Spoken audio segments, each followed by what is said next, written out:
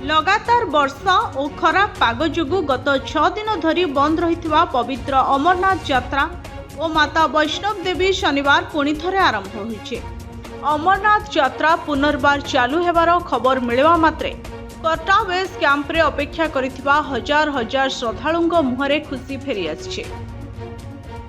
प्रबल वर्षा और भूस्खलन आशंका जोगु गत जुलाई 19 तारिख सुरक्षा दृष्टि एही दुई प्रमुख धाम को प्रशासन पक्षरु स्थगित करा जायतला।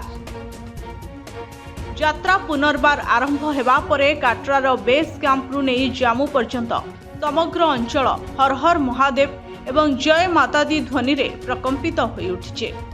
जुलाई 19 तारिख रे भारतीय पाणीपाग विभागर प्रबल वर्षा चेतावनी परे जम्मू काश्मीर प्रशासन सुरक्षा दृष्टि उभय यात्रा उपरे अस्थायी रोक लगाइतले। अमरनाथ यात्रार बालटाल और पहलगाम रूट को संपूर्ण बंद करा जायथिबा बेले वैष्णव देवी यात्रा को मध्य स्थगित रखा जायतला। तेबे पाग सफा हेबा परे शनिवार सकाळु सकाळु जम्मूर भगवती नगर बेस कैंपरु 6000 रु अधिक अमरनाथ यात्री यात्रा आरंभ करिसेंते। सेहीपरि माता वैष्णो देवी साइन बोर्ड पक्षरु मध्य काटरारु भवन अभिमुखे श्रद्धालुंकु जिबाकु अनुमति मिलिছে। भीड़ नियंत्रण और सुरक्षा पाई वर्तमान दैनिक केवल 10,000 श्रद्धालुंकु ही मातांको दर्शन पाई अनुमति दिया जाउछे।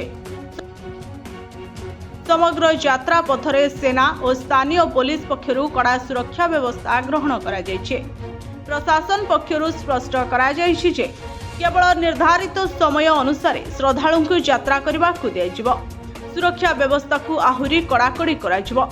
समस्तंको पाग संपर्कित परामर्श मानिबा सह गुजब ठारू दूरे रहिबाकु अनुरोध करा जायछे। तेबे प्रशासन सतर्क करिछि जदि पाणीपाग हठात बदली जाए किंबा भूस्खलन भली विपदर आशंका सृष्टि हुए तेबे श्रद्धालुंको सुरक्षा को सर्वाधिक प्राथमिकता देई तुरंत आवश्यक पदक्षेप नियाजिबो। ब्यूरो रिपोर्ट सोन न्यूज।